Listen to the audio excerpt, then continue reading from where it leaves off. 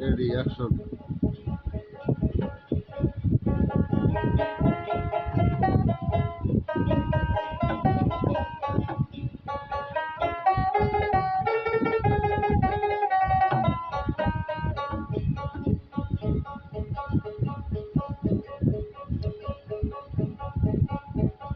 ইসলামের আইন বিধান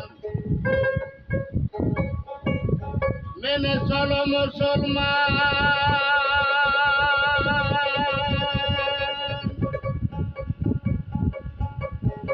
মুখে কও সত্য কথা, করো অসত্য বিচার, করো অসত্য বিচার।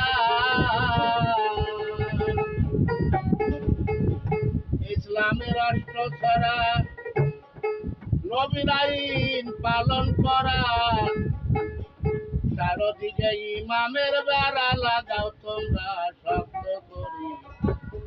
ইসলামের ঝান্ডা লয়ে আসলো আমার নবী পয়গাম্বারি, ইসলামের ঝান্ডা লয়ে।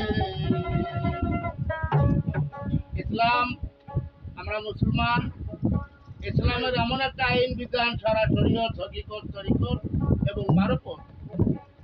শরীয়তে বলতেছেন ইসলাম রক্ষা করতে গেলে আগে ইমানকে রাখো বাহাল, না করে দুসরা খেয়াল। পর্দা এবং পুশিন্দা বাড়িতে সারা শরীয়ত, হকিকত, তরিকত, মারফত চারটায় যেন থাকে। তাহলে ওই ব্যক্তি পাঁচদিগানা নামাজ এবং 30টি রোজা এবং হজ, যাকাত এগুলা আমলনামায় সম্পন্ন থাকবেন।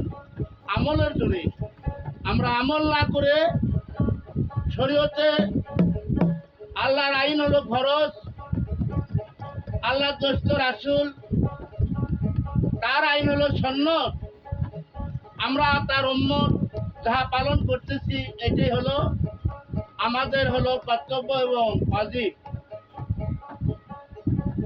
তাই আমরা সারা শরীয়তের আইন বিধান যদি না জানি, না করি এবং শিক্ষা না থাকে, তাহলে আমরা ইসলাম বলতে কোনো শান্তি, এটা কোনো ভাব বুঝতে পাবো না, নাকি কাঙ্কা ভাই? তাই তো ভাই। ইসলামের আইন বিধান মেনে চলো মুসলমান,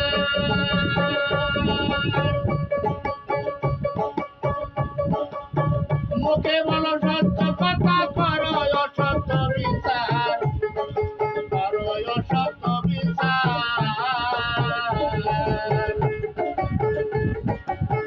ইসলামের আইন বিধান মেনে চলো মুসলমান,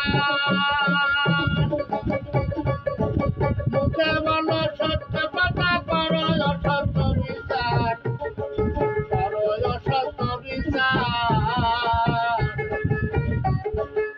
ইসলামের রাষ্ট্র ছাড়া নবীর আইন পালন করা,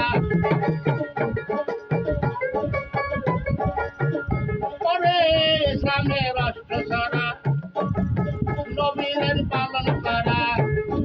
চারপাশে মানের বেড়া, চারপাশে ইমামের বেড়া লাগা তোমরা শব্দ করি। আমার নবী পয়গাম্বারি,